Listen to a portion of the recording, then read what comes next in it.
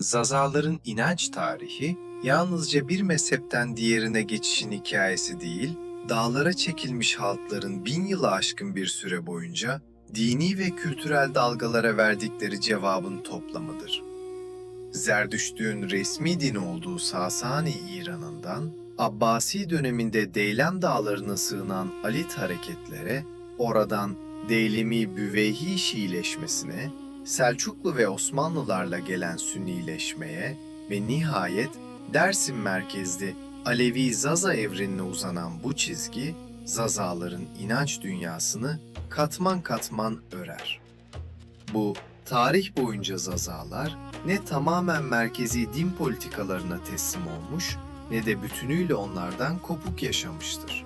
Aksine Deylem Dağ hattından devralınan dağ halkı deneyimiyle her dönemin dini dilini, ritüelini ve kimlik çerçevesini kendi coğrafyalarının gerçekliğine göre yeniden yorumlamıştır. Bugün Zaza toplumunda yan yana duran Sünni ve Alevi gelenekler bu uzun yolculuğun son halkalarıdır. Arkalarında ise Zerdüşt ateşinin soluk izi, Deylemi Zeydiliği, Büveyhi Şiiliği, Selçuklu Osmanlı Sünniliği ve Dersim ocaklarının hafızası bulunur. Zerdüştlük, İslam öncesi İran'ın resmi ve en yaygın diniydi.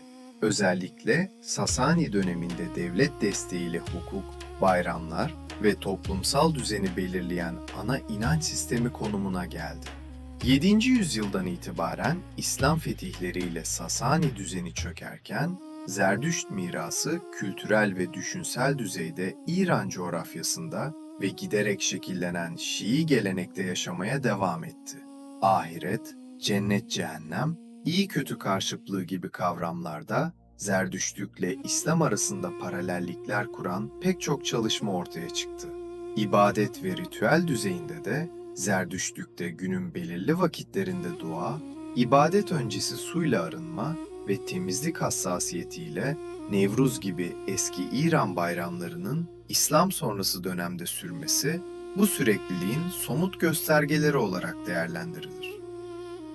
İslam öncesi Deylem bölgesi bu büyük tablo içinde özel bir yere sahiptir. Hazar Denizi'nin güneyindeki Sarp Deylem Dağları, merkezi İran'a göre İslam'a en geç açılan ve uzun süre direnen bir sınır dünyasıydı. Kaynaklar, Deylemlilerin önemli bir kısmının eski İran dinleriyle iç içe geçmiş yerel ata ve doğa kültleri, kısmen Zerdüşt çevresi ve muhtemelen Hristiyan etkilerle harmanlanmış heterojen bir inanç evrenine sahip olduğunu, zor coğrafya ve kabile yapısı nedeniyle ne Zerdüştlüğün ne de Hristiyanlığın burada tam anlamıyla resmi hakimiyet kuramadığını vurgular. 8-10. yüzyıllarda Zeydi Alevi davetçiler ve ardından Deylem kökenli Büveyhiler sayesinde bölge yavaş yavaş İslamlaşırken, bu eski inançların savaşçı etosu, kutsal dağ orman algısı ve bazı ritüel unsurlarının yeni Şii-Zeydi kimliğe kültürel zemin sunduğu kabul edilir. Abbasi dönemine gelindiğinde Deylem, Daylam, İslam dünyasının hem asker deposu hem de muhalif Şii hareketlerin sığınağı haline gelir.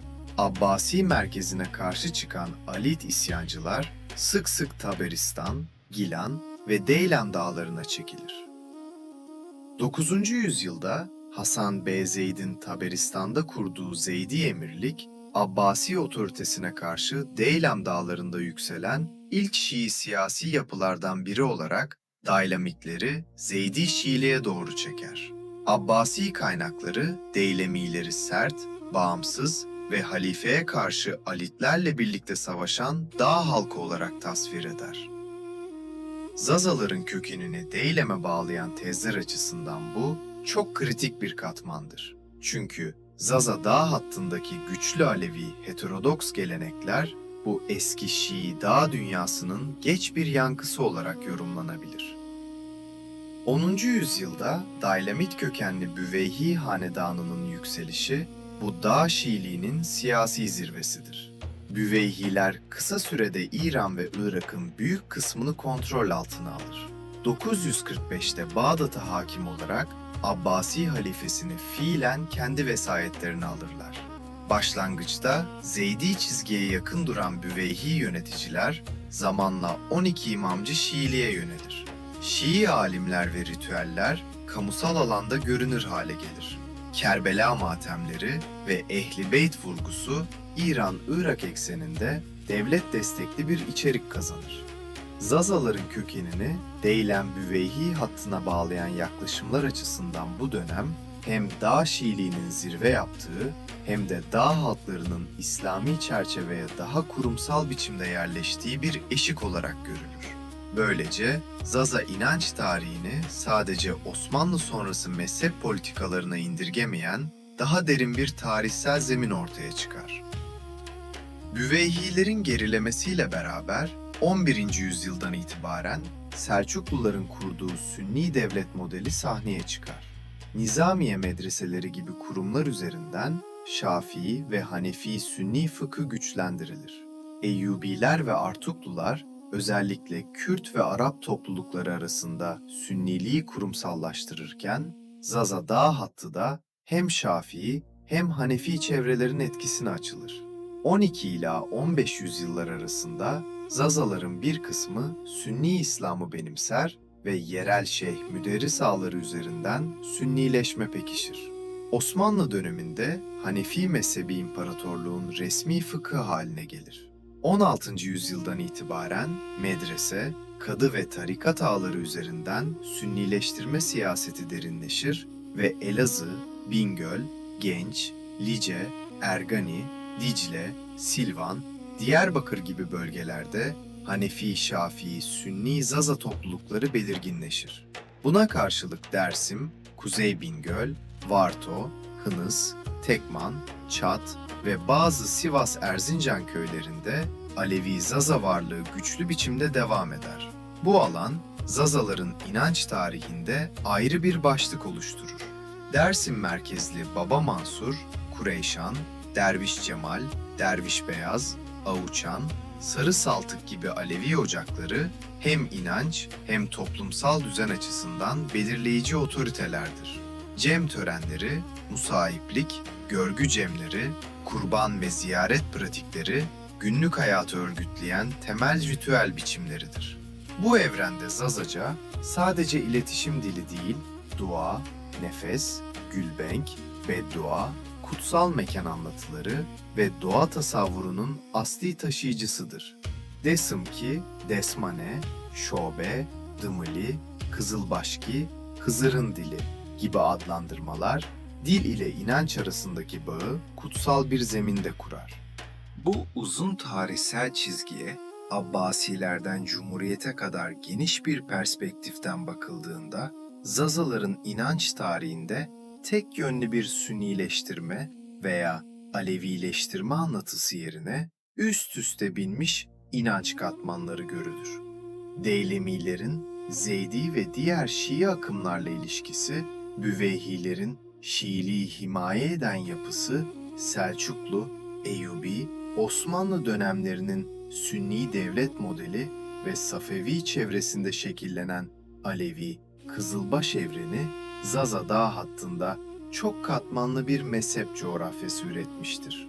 Bu katmanlar bir yandan Zazaların farklı mezhep çevreleriyle bağlantısını, diğer yandan da Zazaca'nın Sünni alanlarda medrese, vaaz dilinin görece Türkçe kurmancı lehine geri çekilirken, Alevi alanlarda cem ve ritüel dili olarak daha dirençli kaldığını gösterir. Modern dönemde Sünni-Alevi ayrışmasının etnik kimlik tartışmalarıyla iç içe geçmesi, bazı Sünni Zazaların kendini daha çok Kürt üst kimliği içinde, bazı Alevi Zazaların ise Zaza, Dimili adını daha vurgulu biçimde sahiplenmesi, mezhebin Zazalar için bir kimlik katmanı haline geldiğini ortaya koyar. Zaza inanç tarihini anlamak için bu katmanlı yapıyı, Deylemi, Büveyhi geçmişi, Osmanlı Safevi rekabeti ve Cumhuriyet dönemi politikalarıyla birlikte okumak gerekir. Zazaların inanç tarihine uzaktan bakıldığında karşımıza düz bir çizgi değil, üst üste binmiş halkalar çıkar. Deylem Dağları'nın eski inanç dünyası, Abbasi dönemi Alid isyanları, Büveyhilerle zirveye çıkan Dağ Şiiliği, Selçuklu ve Osmanlılarla yaygınlaşan Sünnileşme ve Dersim merkezli Alevi Zaza evreni, bugün hala yaşayan katmanların sadece bir kısmıdır. Bu katmanlar, Zazaların bir mezhep değiştirme hikayesinden çok, her dönemin dini ve siyasal baskısıyla kendi coğrafyasında özgün cevaplar üreten bir dağ halkı olduğunu gösterir. Bu belgesel, Zazaların inanç serüveninin yalnızca giriş bölümü. Devamında hem Sünni Zaza dünyasını, hem Dersim Aleviliğinin iç yapısını, hem de modern kimlik tartışmalarında mezhebin rolünü daha ayrıntılı ele alacağız. Eğer bu yolculuğun devamını görmek, yeni bölümlerden haberdar olmak istiyorsanız kanala abone olmayı, videoyu beğenmeyi ve yorumlarda kendi düşüncelerinizi, aile hikayelerinizi, bildiğiniz yerel anlatıları paylaşmayı unutmayın.